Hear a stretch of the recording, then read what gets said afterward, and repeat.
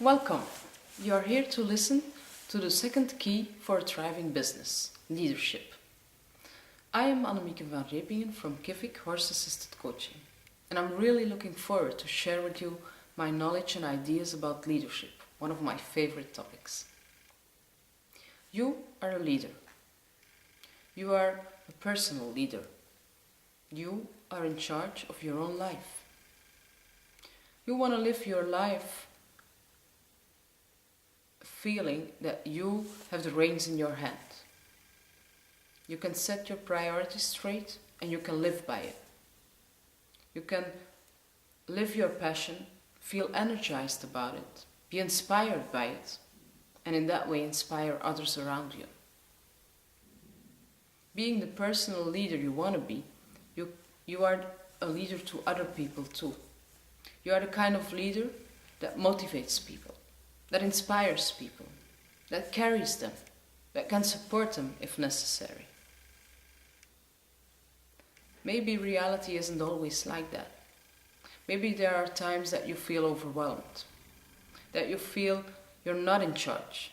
You feel like you're spending the whole day with all those tasks you need to do because you want to be sure they're done on time and that they're done right, and that your priorities don't get a place. You don't get to them, and by the end of the day you feel exhausted. Does that sound familiar?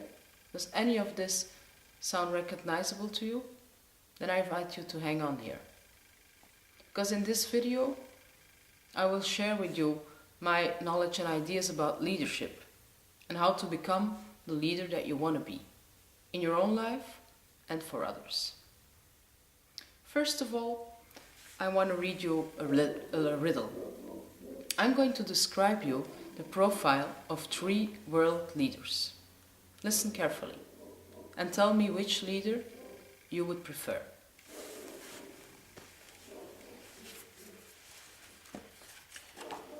Leader A consulted astrologists a lot of time.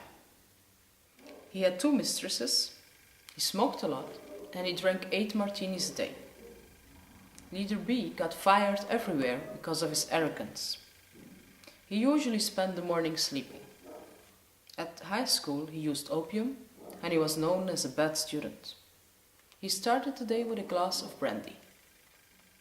Leader C was decorated as a hero. He was a vegetarian, never smoked, was highly disciplined.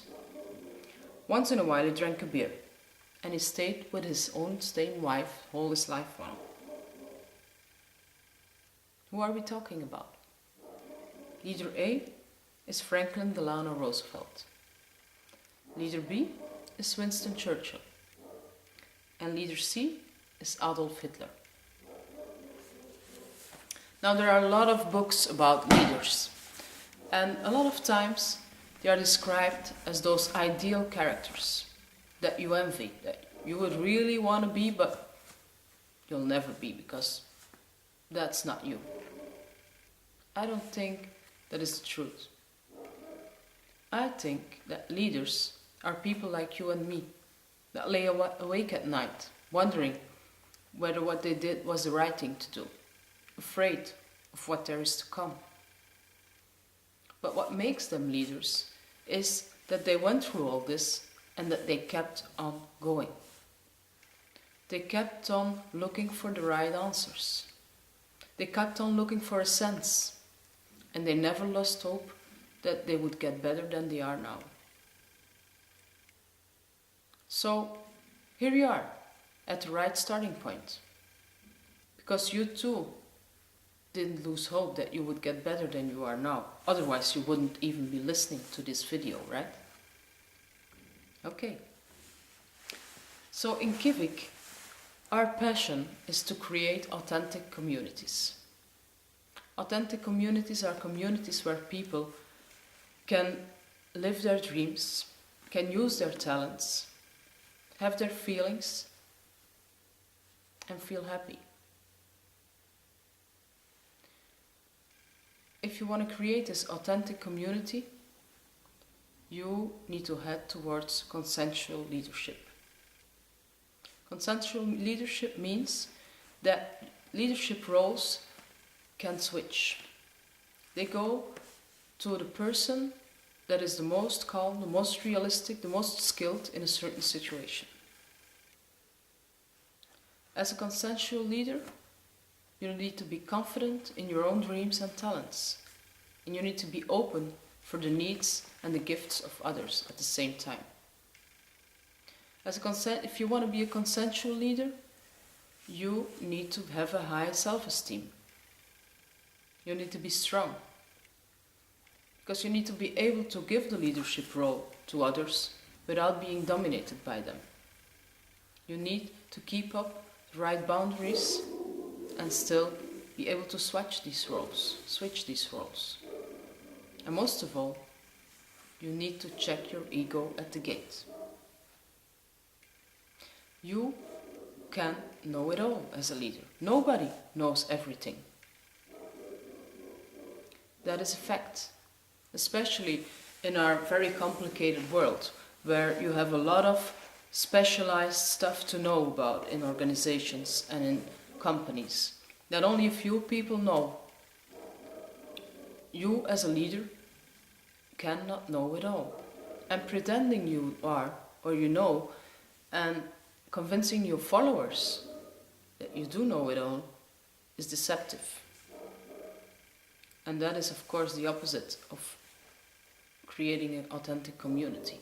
In the end, it even leads to intimidation. Now, as I look at my herd of horses, they live in a community where there is consensual leadership. I can see them switch roles all the time. Let me give you a few examples.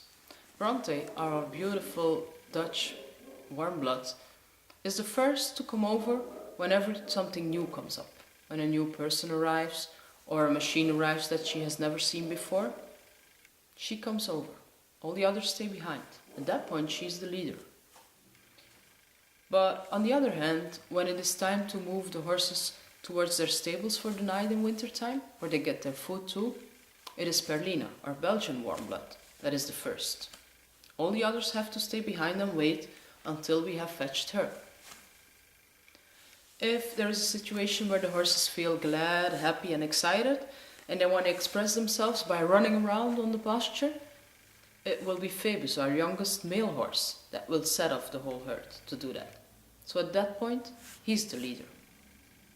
So just by observing them, we can already learn a lot.